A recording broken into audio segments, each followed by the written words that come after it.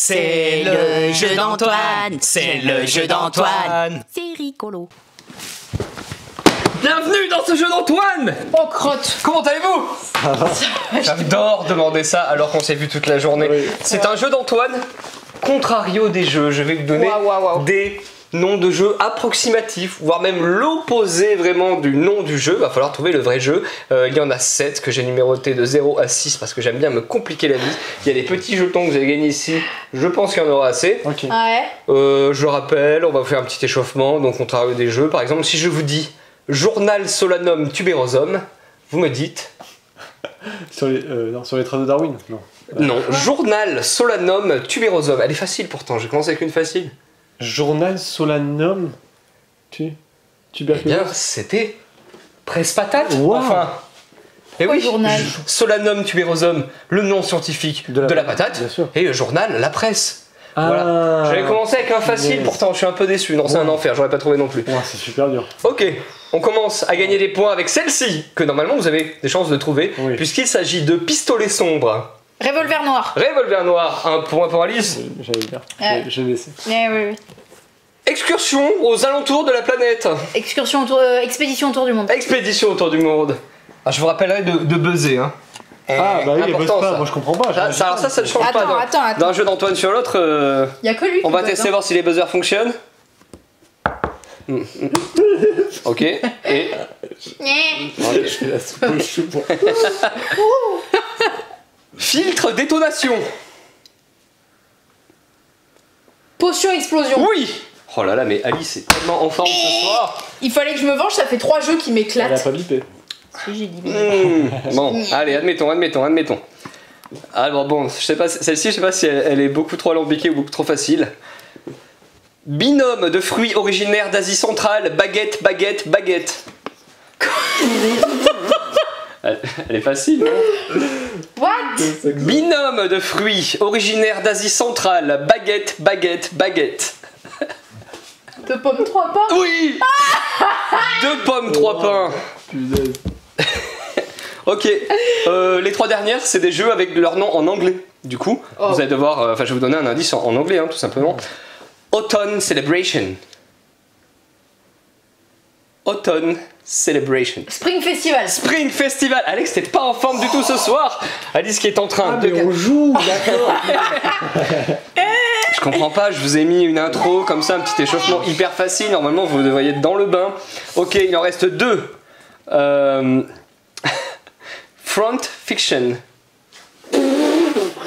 Backstories. Backstories. Incroyable, Alice, incroyable. Je t'éclate. On termine avec le dernier. Alex, faut que tu reviennes dans le vieil. Ouais, mais c'est bon. Celui qui gagne tout là, enfin celui qui gagne ça, il gagne tout. Ouais. Celui-ci, c'est General Twist. Captain Flip. Captain Flip, oui, il a sauvé l'honneur. La vidéo commence de suite.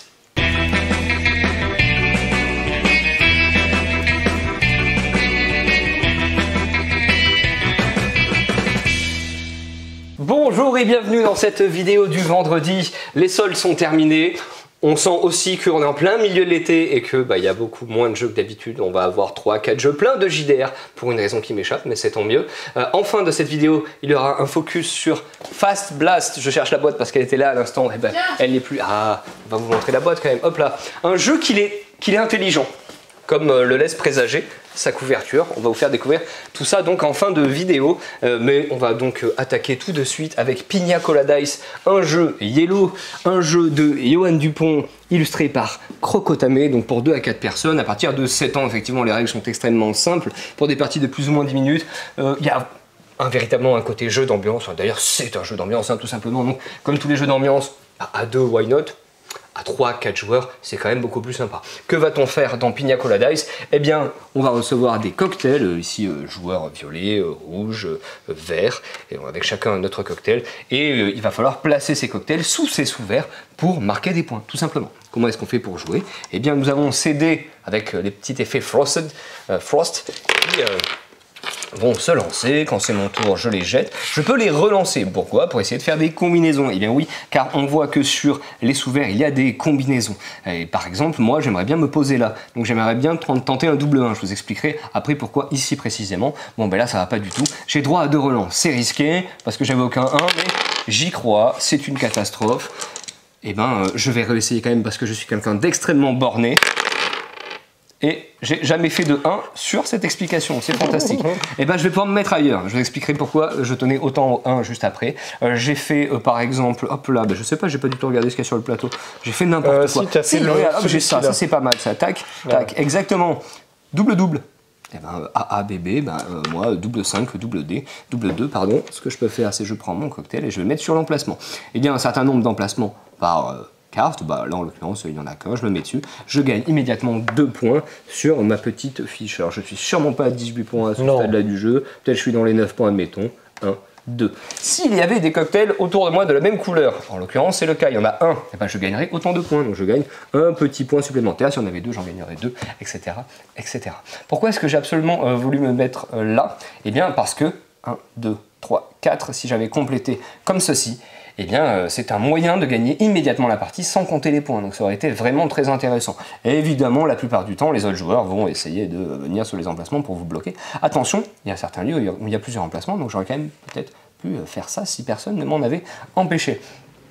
On va terminer la partie de plusieurs manières. Une des premières manières de terminer, vous l'avez vu, c'est donc d'aligner 4 pions, soit de manière orthogonale ou en diagonale. Pim, vous gagnez immédiatement la partie, on ne compte pas les points. Autre moyen, quand un joueur a posé tous ces petits cocktails, on va terminer le tour de table et puis on va regarder où nous en sommes au niveau des points. Autre moyen de gagner, vous arrivez sur le 20 et pim, pareil, ça vous fera gagner la partie.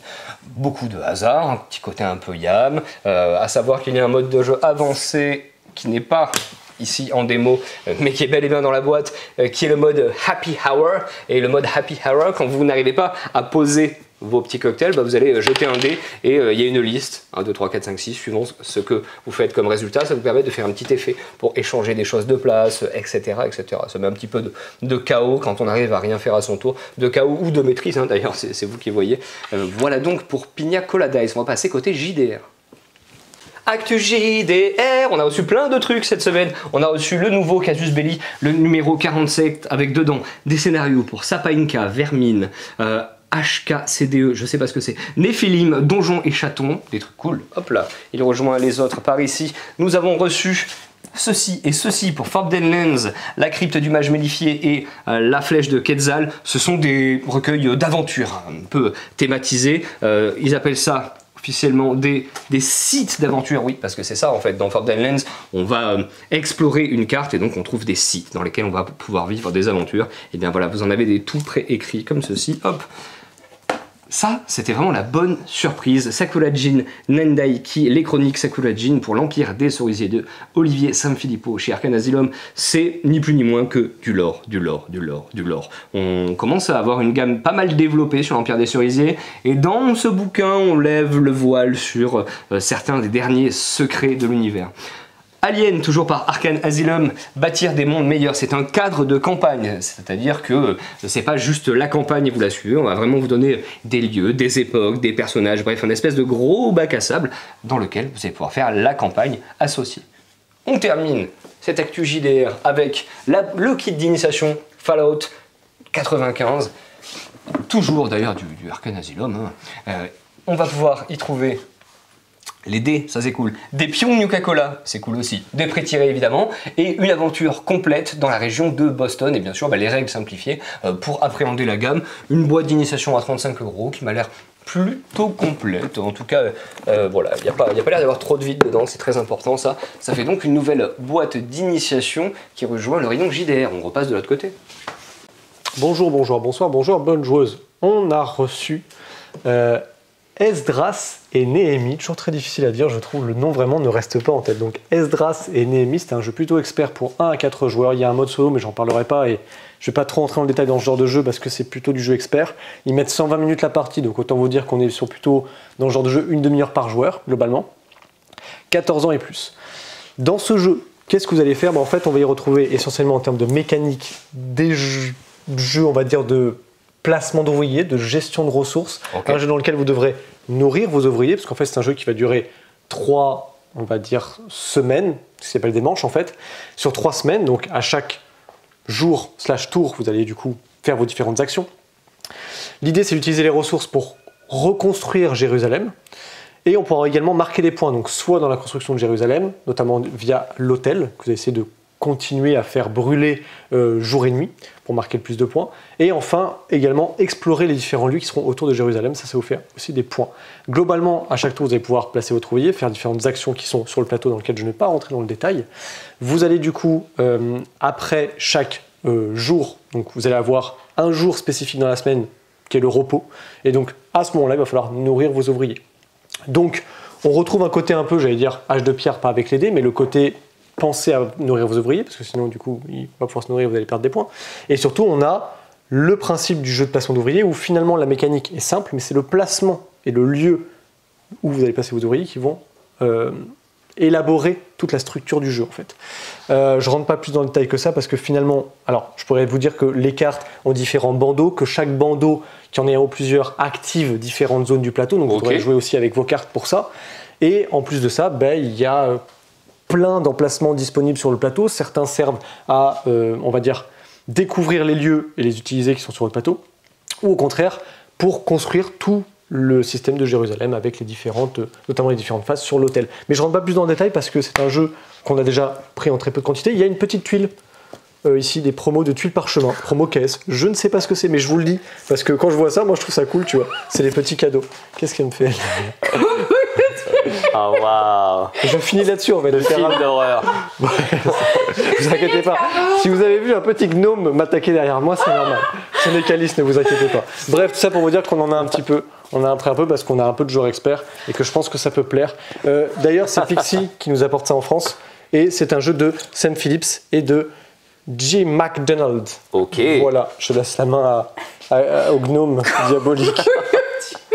Il s'en va avec ton micro, rattrape-le. Rattrape-le, Alice. L'angle de la caméra est plus grand que ce que je pensais.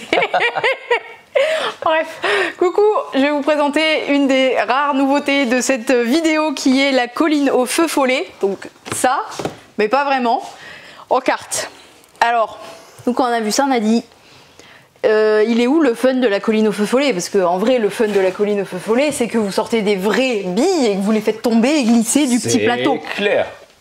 Et c'est ça le fun. Et du coup, on s'est dit, bon, ils enlèvent les billes, il y a zéro fun. Et en vrai, j'ai lu les règles, je dis, oh, pas mal. Déjà, rien que le fait que niveau de difficulté ajustable. Et en plus, vous pouvez jouer en duel ou en équipe l'une contre l'autre. Ok.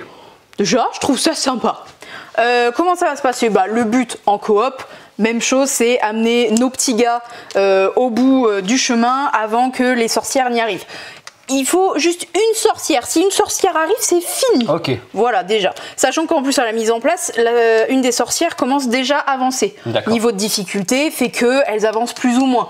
Voilà, elles sont plus proches de l'arrivée. Là, le petit truc, c'est juste que le gnome Jasper, je crois, il dit hey, venez prendre mes petites pierres magiques, les magiciens. Et les sorcières, elles ont dit ouais, ben nous aussi, on va prendre les pierres magiques. Voilà, ça, c'est l'histoire. Comment ça va se passer? On va faire une mise en place assez simple. En fait, on étale comme ça les cartes autour du plateau. Ça fait un peu la forêt. Et on en révèle une de base. Hop, où on va retrouver soit sorcière, soit petit magicien, voilà, avec du coup les petits feux follets de couleur qu'on va pouvoir retrouver sur le plateau. Donc il y en a toujours une tirée de base, le joueur actif va en choisir une autre, va l'afficher, et ensemble on va choisir qu'est-ce qu'on va jouer. Donc là pas de chance, j'ai tiré que 2 sorcières, mais je suis obligée d'en jouer une, donc on va réfléchir ensemble. Qu'est-ce que je vais faire avancer, quelle sorcière et jusqu'à où? Par exemple, bon, je vais pas avancer celle-là jusqu'au violet parce que c'est du caca. Par contre, du coup, celle-là jusqu'au bleu, elle avance juste là. Donc du coup, effectivement, je dépense celle-là. On a toujours celle-là. Prochain joueur, il en révèle une autre. Ah, cool, hop, lui, on va le faire avancer là, etc., etc. C'est le même principe que colline au feu follet. On va toujours à la prochaine case de la couleur du feu follet qui est tirée et libre surtout. Voilà. Ça, c'est le jeu de base. Des fois, vous avez aussi Jasper qui vient, hop, dans la forêt. Donc, le petit gnome. Lui, c'est cool. Il dit de reculer dans un certain nombre de cases. Alors, c'est pas obligé, les sorcières, de les reculer. Vous pouvez reculer vos propres gars. Je sais pas trop pourquoi, mais peut-être que si vous poussez la stratégie à fond, ça peut bloquer une case pour une sorcière, j'en sais rien. Mais voilà. Jasper peut faire reculer des pions d'autant de cases que le chiffre affiché en bas. Voilà, voilà. Et comme je vous ai dit, il y a une possibilité de faire un duel où 2 équipes qui s'affrontent. Il y aura les sorcières contre les apprentis sorciers. Et donc ça va être une course. Les premiers à être arrivés au bout l'emportent. Voilà, vous avez littéralement tout le jeu. 5 ans à 9 ans, 1 à 6 joueurs et 15 minutes de partie. Maintenant c'est derrière le comptoir. Ah, wow, en ce moment t'es à fond sur les feintes de je filme mais t'es pas encore prévu. Je vois pas de quoi tu veux parler. Bon, Azul Mini, qui normalement était la semaine dernière, mais retard de livraison. Azul Mini, pavillon d'été. On avait le Azul Mini premier du nom, et là maintenant c'est au pavillon d'été d'avoir sa petite version mini. Quelle est la différence? C'est mini. Voilà, il n'y a rien de plus. C'est petit, et vous pouvez l'embarquer avec vous, et c'est moins cher. Voilà, c'est la grande différence. Est-ce que comme dans le précédent, il y a des petites encoches pour mettre les pièces? Oui. Ça, c'est quand même pas mal. Bah, c'est le principe voyage, quoi. Ça vous aide à mieux le transporter et à mieux y jouer ailleurs. Le dernier numéro de plateau avec en vedette Middle Ages et en petit cadeau un livret d'aventure pour le Roll and Write de Landfust, semi-coopératif. Voilà. Et on a du Bomb Buster, on a plein de choses comme d'habitude parce que c'est plateau et que c'est toujours très intéressant plateau. C'est vrai. Voilà. Il y a même Atlantis Rising. Oh, il y a Roll Time. Trop bien. Cool. Trop cool. Je vais lire cet article. Comme d'hab. Et bon, en tout dernier. Ah non, bah non. Altered. On a reçu du Altered, même si au moment où vous voyez cette vidéo, peut-être qu'on n'en aura plus. Hein. C'est tout à fait possible. Parce que ça part à une vitesse faramineuse. On a booster / display, même si comme je vous ai dit, je pense que display il n'y en aura plus demain matin. Et les decks de démarrage, on a toutes les couleurs possibles. Voilà, on a ça. Et je pense que c'est bon, je vérifie le petit fichier. Oui, c'est bon. Donc il ne reste plus que le retour en stock d'orge et de blé, le super duel de gestion de ressources, du combo de cartes et amélioration de bâtiments, qui est vraiment trop cool et qui arrête pas de tomber en rupture, c'est hyper embêtant. Et il y a un autre retour en stock qu'on n'a pas encore reçu mais qu'on est censé recevoir, on espère au moment où vous regardez cette vidéo. En vrai on l'avait reçu la semaine dernière mais on avait reçu beaucoup trop, pas assez. Mais normalement on en aura un tout petit peu plus demain, donc aujourd'hui quand vous regardez la vidéo. De quoi? Quel jeu? Courtisan. Mais un tout petit peu, parce qu'il est déjà en rupture, avant même qu'il ressorte. Voilà, on est tous très contents. Donc on en aura 12 en tout, et pour tout, jusqu'à une réimpression, on ne sait pas trop quand. Voilà, donc si vous avez envie d'avoir un courtisan, bah courez. Voilà, je pense que ça va. On devrait faire les boîtes aux enchères. Ouais, je pense qu'on ferait un bon chiffre d'affaires. Donc voilà, je pense que ce week-end, il n'y en aura plus quasi, donc venez vite. Passez-nous un coup de fil pour le réserver. Aussi, mais on vous le réservera pas longtemps, les amis. Ah non. Voilà. Donc bah c'est tout bon pour là. On se voit dans le petit focus. Salut Coucou à tous, YouTube. Bienvenue dans cette vidéo focus sur Phase Blast, un jeu à partir de 8 ans, je suppose. C'était marqué dessus tout à l'heure, mais je l'ai plus. Attends, c'est sur la règle. Je veux bien, parce que là, du coup, on a 8 ans. C'est ça, 8 ans et plus, 10 minutes la partie, c'est un jeu qui va se dérouler en simultané pour 3 à 6 joueurs. C'est excellent, c'est un très bon jeu pour l'été. Ça sort quand déjà? T'as une date à peu près? Je crois que c'est en août, Okay. mais j'ai oublié de regarder avant de faire la vidéo. Sortie août. C'est un jeu qui va faire beaucoup penser au Ligretto, pour ceux qui connaissent le Ligretto, avec un petit twist sur les cartes Phase Blast. Le but du jeu, c'est de se débarrasser de toutes ces cartes. On en a 4 faces visibles devant soi, et on va avoir un paquet du coup de 16 cartes, du coup, parce qu'en fait on distribue 20 cartes à chaque joueur, on en révèle 4 de son paquet, donc elles sont devant soi, et on va essayer, donc là on a une réserve, là on a la défausse, et simultanément sur le top départ, tous les joueurs jouent en même temps, et on essaie toujours de se défausser de ces cartes. Quand je joue une carte, bah, du coup, je renouvelle avec une nouvelle carte. Donc, je dois toujours avoir 4 cartes devant moi. Le but, comme je disais, c'est de se débarrasser de toutes ces cartes. Dès qu'un joueur se débarrasse de toutes ces cartes, il gagne la partie. Comment je peux jouer une carte sur la défausse? Bah, c'est très simple. Tant que ma carte que je joue a une valeur identique ou une couleur identique à la carte défaussée, bah, je peux la poser dessus et je renouvelle de nouveau ma carte. C'est tout. Ça, c'est vraiment la règle standard. Et donc, on fait ça simultanément. Donc, forcément, ça crée des opportunités, ça enferme, comme dans tout jeu, un peu comme ça, comme le Ligretto. En plus de ça, dedans, vous avez les cartes de Phase Blast. Phase Blast, vous les verrez, c'est les cartes noires, avec un petit escargot, je sais pas si tu Ah ah, premier coup. Voilà, hop, ça c'est une carte face blast par exemple, donc c'est une carte numérotée 5, mais ça peut aller de 1 à 5. Et quand un joueur joue une carte face blast, déjà la première contrainte pour jouer une face blast, comme elle n'a pas de couleur, il faut la faire correspondre forcément avec la valeur. Là, les valeurs de cartes, elles vont en gros de 1 à 9, si je dis pas de bêtises. Ouais. Et donc du coup, bah, si on joue un face blast, et bah, du coup le joueur pose sa main dessus, crie face blast, et à partir de ce moment-là, on va faire un décompte en commençant par le joueur qui est directement à sa gauche, et on va compter autant de fois dans le sens des aiguilles d'une montre que la valeur de la carte. Donc si je joue un face blast, mettons de valeur 2, je compte 1, 2, ça tombe sur Alice. Alice doit immédiatement jouer une carte de valeur 2, la valeur du face blast. Si elle ne peut pas, parce qu'elle n'a pas de 2, et ben elle peut jouer, si jamais elle a une carte face blast de 1 à 5, et ben elle peut jouer un face blast dessus. Si du coup elle joue un face blast, bah, ça, de nouveau on recompte. Donc si elle joue un face blast 3, bah 1, 2, 3, ça retombe de nouveau à elle. Peut-être qu'elle peut jouer un 3, peut-être qu'elle peut juste pas jouer. Si elle ne peut jouer ni de carte normale ni de carte face blast, et ben elle va piocher autant de cartes de la réserve qu'elle va ajouter à sa pioche que la carte face blast. Donc là elle s'est mangé 3 cartes toute seule parce qu'elle s'est tirée dans le pied. J'ai pris ça comme exemple, mais c'est exactement ce qui s'est passé tout à l'heure. Ça va pas t'arriver. J'ai presque tout dit. Les petits cas particuliers, c'est quand par exemple, bah, s'il y a un joueur qui joue une carte alors que c'est pas valable, bon, on lui redonne sa carte, on lui dit bah non, t'as pas le droit. Ça peut arriver qu'il y ait des gens qui trichent, mais en général on le voit très vite parce que ça nous empêche de jouer. Et aussi, si jamais aucun joueur ne peut jouer, parce qu'on est bloqué et que personne n'a une carte ici qui permet d'être joué, et bah du coup on révèle une carte de la réserve et on la met dessus et on reprend le jeu. On va vous montrer une partie. Je pense qu'ils ont à peu près toutes les Attends, règles. j'ai trouvé l'auteur. Ah pardon. Autrice. Autrice. Peggy Brown, voilà, et c'est par Play Monster Games et ça sera distribué par BlackRock. Yes. C'est bon. Super, bah, on va vous montrer une partie. À 3, Allez. 2, 1, c'est parti. Moi j'ai rien comme par hasard.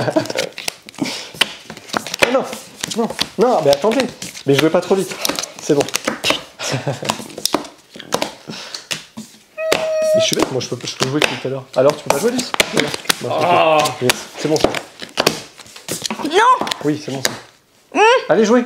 On peut pas? Personne On peut pas? peut jouer On peut pas? Allez. Allez, vas-y, révèle. Okay. 4.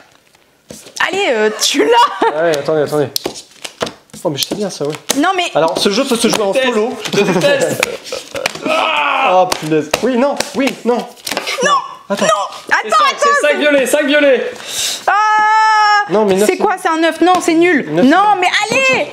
Autre chose, ouais, ça c'est bien ça. Ouais, 9 c'est pas mal. Hop. Non. Hop, allez, essayez encore. Ah ah. C'est bon ça. Non. Blast.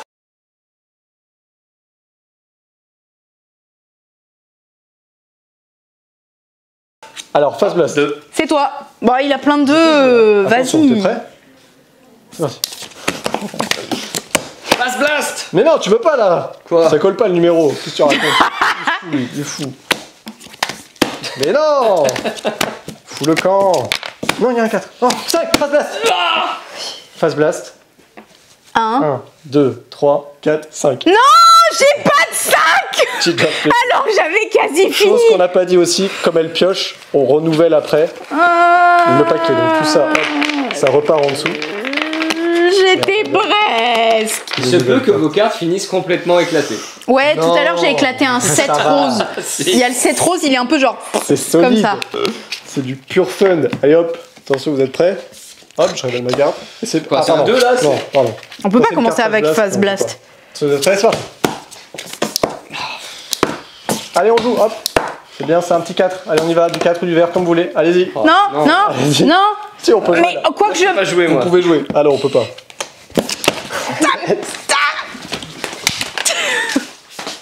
La danse de la joie quand vous gagnez à Face Blast. Voilà. Face Blast, un jeu distribué par BlackRock de Peggy, tu as dit? Brown. Peggy Brown. Moi j'apprécie beaucoup, je sais pas si vous êtes comme moi. Ouais, c'est un super jeu, ouais. Ce genre de Excellent. jeu. Super. Super. À J'étais bientôt presque. chez Jeux des cartes Bordeaux.